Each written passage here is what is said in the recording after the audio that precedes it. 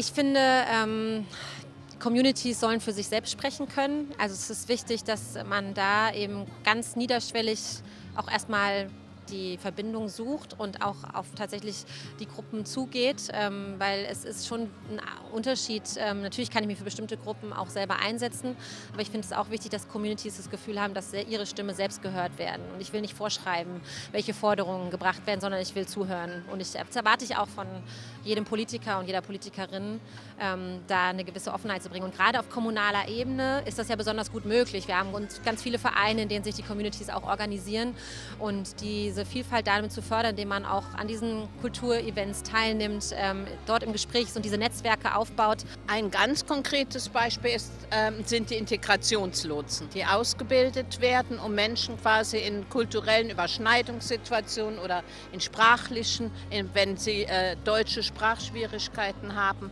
einfach zu begleiten und aber vor allen Dingen auch Institutionen zu entlasten. Die gibt es an verschiedenen Orten in Lampertheim. Finde ich ein großartiges Projekt. In Lampertheim gibt es ein ziemlich reichhaltiges Kulturprogramm. Lampertheim ist sehr engagiert, was öffentliche Veranstaltungen betrifft. Also gibt es viele Möglichkeiten, dadurch, dass auch Lampertheim einen Großteil an Neubürger jetzt bekommen hat, gerade jetzt aus Kriegsgebieten, Menschen, die auf der Flucht sind, Menschen, die aus politischen Gründen eine neue Heimat suchen, die hier in Lampertheim sowas wie ein Stück Heimat finden, die hier unterkommen.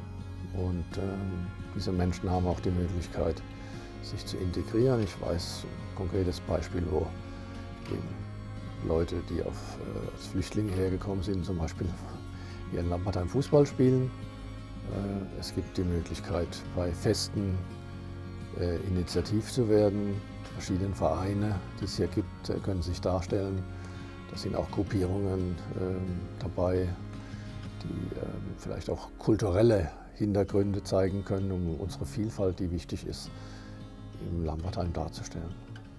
Dieses Projekt ist auch ein Teil von Förderung von Vielfalt und Diversität, die Möglichkeit zu geben, verschiedene Meinungen zu äußern.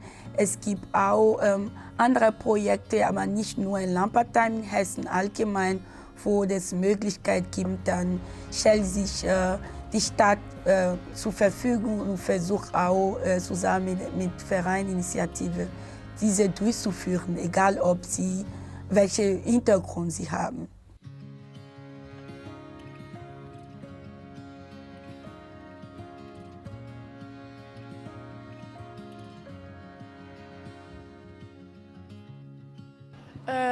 Also ich habe Zugang zu diesen Informationen und meistens gucke ich das über Social Media oder auch Zeitungen und auch über das Sprachbild. Bei uns wird das ja alles gesagt. Und ja. Genau, also ich bin Stadträtin Ehrenamtliche in Bensheim. Ich kandidiere jetzt ja für die Landtagswahl in Hessen und es ist eins meiner ganz großen Themen, dass ich finde, wir müssen transparenter werden. Die Politik muss transparenter werden. Wir haben noch ganz viele Vorurteile über die Politiker, immer die da oben und PolitikerInnen, die ja, so ein bisschen in ihrem eigenen Bubble leben, aber letztendlich wenig angedockt sind an das Leben vor Ort. Ich glaube, viel geht da über soziale Netzwerke, über soziale Medien. Das bietet einfach eine Möglichkeit, transparent zu sein und auch ja, bestimmte Entscheidungen transparent zu machen. Also soziale Netzwerke ist ein Punkt, aber auch tatsächlich die Möglichkeit, auch nicht nur im Wahlkampf, sondern auch darüber hinaus ansprechbar zu sein. Und das sind leider viele Politikerinnen und Politiker, finde ich nicht.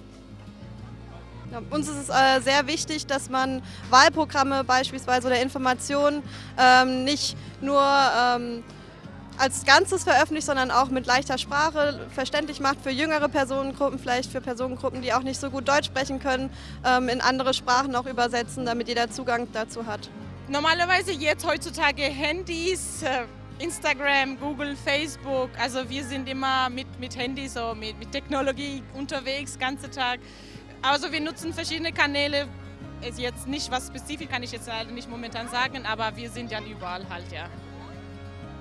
Ja, wie meine Frau eben gesagt, also wir oder Freunde oder Kollegen, die uns ein bisschen so über irgendwas uns erzählen können oder so, aber ja, Fernseher gucken wir gar nicht, das heißt nur Medien, Social Medien oder ja. Ja, manchmal, aber nicht jetzt so oft, aber also wir sind jetzt glaube ich überall.